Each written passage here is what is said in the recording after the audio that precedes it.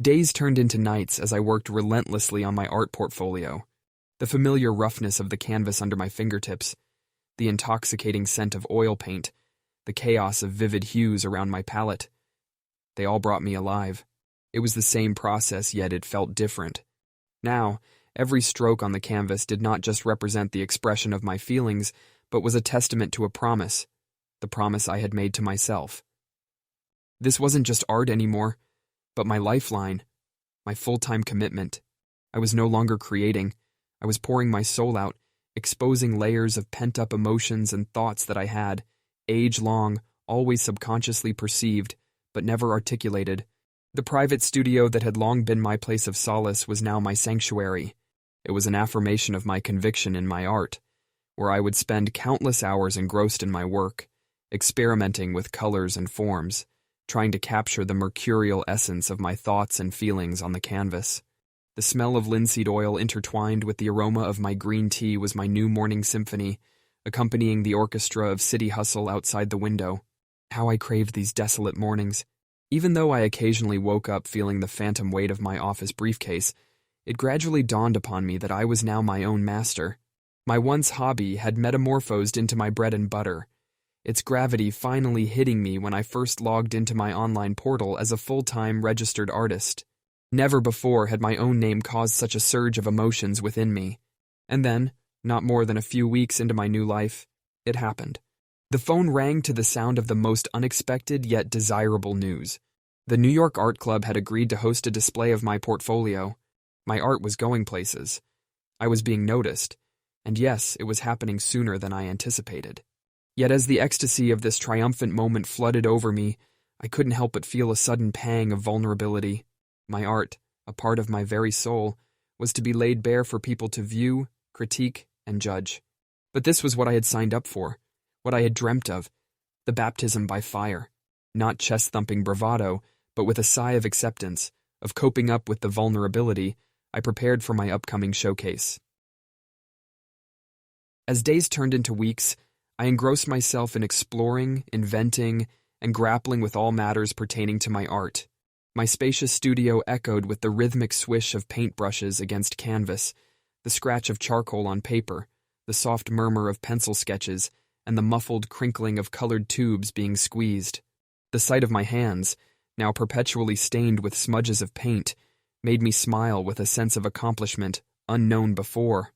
For the first time, I wore these painterly stains like badges of honor, proudly reflecting my commitment to a new existence as an artist. In that sanctum, my ideas were unfiltered, unapologetic, running rampant across canvases as I poured all my heart into it. Honestly, it was no more limited to the development of my artistic portfolio. The artistic pursuit had chiseled me into shaping a universe of my own, where each brushstroke, every color scheme, and even the most minute textures told a story. Days followed the same rhythmic pattern. A fierce dedication towards honing my craft, imbued with endless cups of green tea, nurturing my spirit, encouraging me to dab into the profound silences of my thoughts. Each art piece seemed to be a reflection of this passionate chaos within me, gradually transforming into a harmonious symphony on canvas. Experimenting with colors, forms, techniques, the thrill of interpreting my inner world into tangible art became my everyday reality. Every new piece I worked on captured a fragment of my soul, a snapshot of my mind at that very moment. The introspective journey started inspiring my creative process, molding it into a meditation where each moment was more alluring than the previous.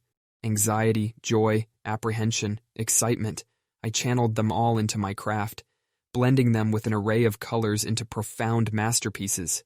The connectivity I felt with each of my compositions was intense, personal, making every artwork strum a different melody in my heart. Despite the mammoth task that it was to comprise years of feelings onto a canvas, every passing day filled me with a zeal that was previously unknown to me. Witnessing the metamorphosis of the canvases from being mere plastered frames to narrating stories that created ripples in the quiet lagoon of my heart were my moments of true victory. Wonders began to happen when my work was showcased for the first time at the renowned New York Art Club, an event that was a pivotal point in my artistic journey.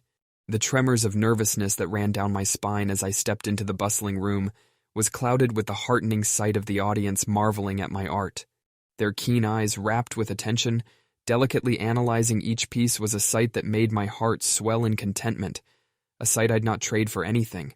Every compliment, every constructive critique, every slight shake of the head was a learning, a stepping stone guiding me further into the labyrinth of art. Observing them, I noticed patterns of interpretations, expressions changing with every beholder's comprehension. The painting that caused someone's brow to furrow in confusion would bring an appreciative twinkle in another's eye. Like the multifaceted reality of life, my paintings assumed different meanings for different people, making me realize the power of perception. Looking at my art hanging on the whitewashed wall, bathed in soft light, my heart was brimming with accomplishment. It was the manifestation of my dreams, my emotions, my tireless efforts captured within wooden frames, interacting silently with the spectators. The bustling of the crowd, the clinking of wine glasses, the scattered whispers around the room created a melody of success that echoed my name. The storm of emotions washed over me as an ecstatic wave. Yes, this was it. This was a snippet of the creative life I had chosen, the life that chose me back. With every appreciative smile and hearty congratulation, my confidence heightened, and I found the validation I was searching for. The debut exhibition was beyond successful. It was the sparkle of hope that ignited the fire within me to aim higher, strive harder. With renewed vigor, an insatiable quest took birth in me to encapsulate sublime emotions into paint and canvas. That night, as I looked at my reflection, I saw a different version of myself. The ambitious artist who was willing to overthrow all odds to uphold his passion. The exhibition was not merely an event. It was the beginning of a journey entwined with joy, sorrows, achievements, and failures. But most importantly, it was the journey of discovery. A discovery of art, love, and self. Still in this whirl of efforts and reflections, I found a new muse in Amelia. With the stroke on canvas mirroring the rhythm of my heartbeat, I started dating Amelia, another patron of art and creativity. Our shared reverence for art, the beautiful dance of paint across the canvas, stitched together a narrative of love and intellectual stimulation that was second to none. Every shared brushstroke, every shared splash of color, bloomed into a lovely symphony of affection between us. Our creative energies intermingled, gave birth to close conversations, silent shared gazes, laughing over paint-smeared clothes, and fingers stained with our latest palette. It was a romance steeped in the intoxicating melody of art, a harmonious blend of love and creativity, catalyzing a profound bond. Yet, in the midst of this rapid current of love and art, the dedication towards my work often slipped into an obsession. My passion became my obsession, and my obsession started staining the canvas of my life, tinging the edges with a hue of melancholy. In times of solitude, when the night sky blanketed the city and the paintbrushes were at rest, I began to acknowledge the alarming intensity of my fixation with my art. A suffocating silence set in. My creative mind would swirl. Ideas would churn in my brain, begging to be spilled on the canvas, yet my body was devoid of energy. The fear of creative block started subsuming me, making those nights seemingly endless. The battling equation between love and passion, the daunting fear of its inevitable toll, became a recurring nightmare. Each night, in the quiet of the studio, the blank canvas became a mirror reflecting my deepest fears. My passion consuming my relationships, my life. The paints no longer echoed with Amelia's laughter. The brushes no longer danced with our shared moments. My art studio, once a space of vibrant light, was now shadowed by unsettling tranquility, punctuated only by the soft hum of contemplation. But like happiness, melancholy too influences art. And so, as always, my canvas soon started filling up again. The subsequent days were a struggle between my canvas and me, my fears mirroring themselves in the duskiness of my studio. It was during this cycle of feared redundancy that something beautiful sprung from the ashes. Weeks into my self-imposed solitude, a familiar itch darted through my fingertips, compelling me towards the virgin canvas waiting in the corner. The brush in my hand was no longer a tool, but an extension of my very soul, eager to spill its tempest onto the canvas. The outcome was unexpected, a breakthrough like none other that gave birth to a piece unique in its style. I was drawn to this new style, like a moth to a flame. It intrigued me, fascinated me, swept me off my feet. In terms of artistic evolution, it was a leap rather than a gradual crawl. Dubbed as the Gray Twilight, My painting was an abstracted, expressionistic piece, a wild child of my creativity released amidst the moments of profound stagnation. True, it was unusual, far from the path I had been accustomed to, yet there was an inexplicable rawness to it that I felt drawn towards. This, albeit sudden transformation of my artistic language held a mirror to my life, reflecting how unpredictability was the very essence of existence, of art, making it precious. The new style was a pleasant shock to my fellow artists and my audience, and to be quite honest, even to myself. In sync with this breakthrough surged a wave of recognition from the New York Art Club. I could still recall that evening. The thrilling anxiety as I stood back, taking in the sight of the eager crowd thronging in front of my work, their curious eyes scanning each stroke, their whispers filling up the room with anticipation. Every nod of acknowledgement, each gleam of admiration in a stranger's eyes, was a validation of my journey from the confines of the corporate world to becoming a full-fledged artist. In the midst of this newfound artistic recognition, love too marked its sweet presence again. As fate would have it, I met Amelia, another votary of art, a woman who was a universe of colors and creativity within herself. Under an umbrella of shared passion and intellectual stimulation, we brewed a romance tinted in the hues of sunset, warm, comforting, and remarkably rare. In hindsight, it was a phase of my life pulsating with the brilliance of creativity in both work and love. It seemed like the universe was offering me an exquisite melange of artistic evolution, love, and well-earned validation, as if it was a beautiful twilight dyed in hues of my dreams, struggles, and aspirations. Yet life, as fascinating as it is, always ensures the presence of both shadows and light. Just as I carved a niche for myself in the art world and nurtured a budding romance with Amelia, an old enemy reared its ugly head. My dreaded adversary, the creative block.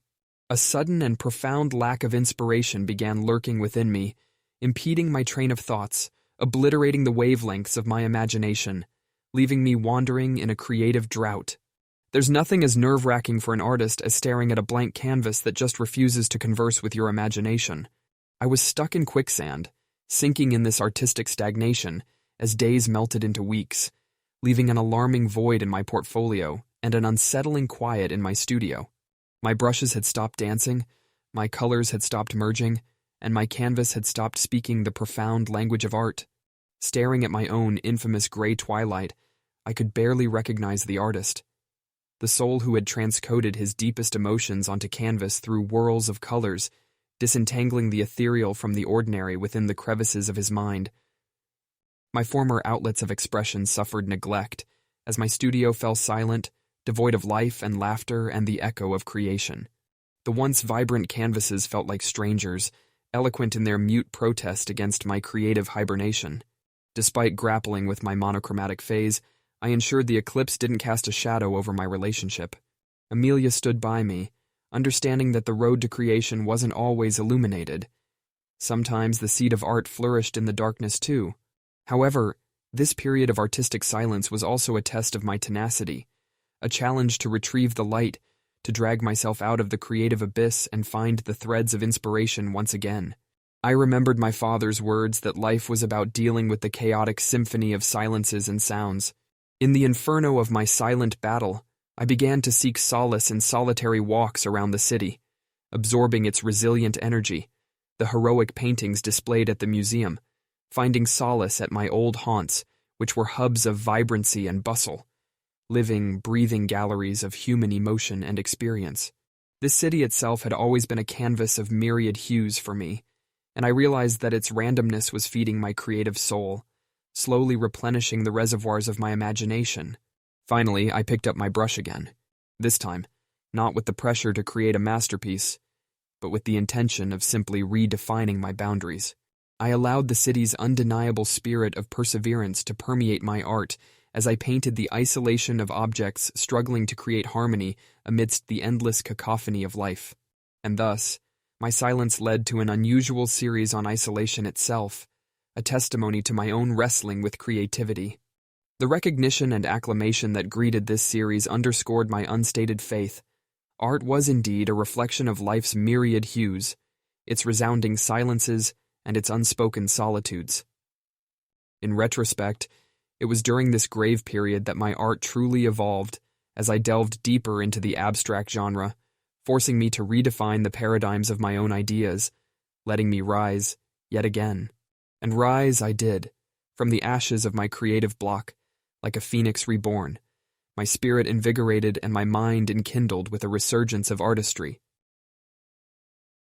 Feeling comfortable with my identity as a full-time artist was like finally wearing a suit that had been tailored just for me.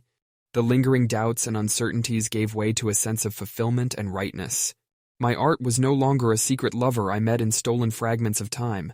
It was my chosen family, my life partner, and my ardent profession. My days were filled with the dreamlike quality of living and breathing art, as I immersed myself into creating a world on canvas. But the pathway to dreams is often intertwined with strands of reality. As my solitary journey reached its peak, a date had been stamped for my first solo exhibition. I awakened to anticipation clinging to my breath each morning. The gallery lights seemed to flicker in the corners of my eyes, and my heart traced the outline of what was to become a memorable night. Images of a large crowd had started to take form in my mind as I visualized living faces weaving stories around my silent paintings. On the D-Day, as I stood in the heart of the exhibition, time seemed to embrace me into slow motion. My eyes skimmed the periphery of the bustling crowd that was engrossed in the articulated journey of my art. The thick atmosphere of apprehension and hope was surreal, and the tangible bubble of anticipation around me was electrifying. Intermittent whispers echoed, as people conjectured interpretations, occasionally looking towards me, the maker of the silent discourse. A gust of relief and satisfaction swept over me as the exhibition seemed to pulsate with life. Through the eyes of the audience, I realized how my isolation series had resonated with people, creating an invisible bond through shared emotions and experiences. Their resonance with my creations was a silent validation of my journey. The collective reaction mirrored humanity's shared canvas of isolation, urging me to explore further into this theme. The vibrancy of the crowd mimicked the heartbeat of my silent paintings, and our unison felt like an orchestra, each note perfectly playing its part. As the evening dissolved into the night, the crowd began to thin, leaving behind the wordless yet eloquent presence of my artwork. The emptying art gallery seemed to echo the footfalls of all who had become a part of my artistic journey, leaving behind fragmented stories and bundled emotions. I glanced at my art pieces one last time before I turned the key, my heart filled with a sense of joy and liberation. I was a full-time artist, and it felt right. This was me, living my dream, and the world stood witness.